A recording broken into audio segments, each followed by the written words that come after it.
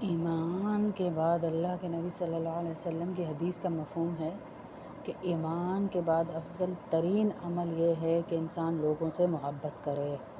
جو ہم کہتے ہیں نا ہمیں گھسی رہتی ہے ہر ایک کے اندر، اس سے بھی تعلق اس سے بھی ہمیں نہیں آتا.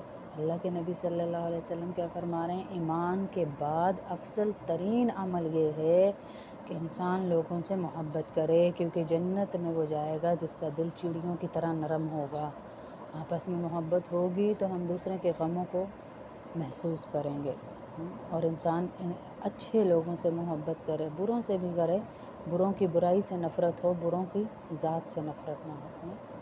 اللہ کے نبی صلی اللہ علیہ وسلم فرمانے لگے کہ انسان کا حشر اس کے ساتھ قیامت والے دن ہوگا جس سے اس نے محبت کی. ہماری ایک بہن ہے فائزہ، بہت پیاری بچی، بہت پیاری. اس کا اتنی تڑپ ہے دین کی، اتنی تڑپ ہے دین کی کہ میں بتا نہیں سکتی. ایسی محبت والہانہ محبت، ایسی محبت. ایک ناہید باجی نے ایسی محبت، کوئی لالچ، کوئی بیچ میں اپنا مقصد کچھ نہیں، دین کے لیے کہ باجی دین کا کام ادھر ہو جائے، ادھر ہو جائے، ادھر ہو جائے. صرف فکر کون رکھتا ہے جی؟ اللہ جن جن کو لگاتا ہے ان کو ہی لگتی ہے.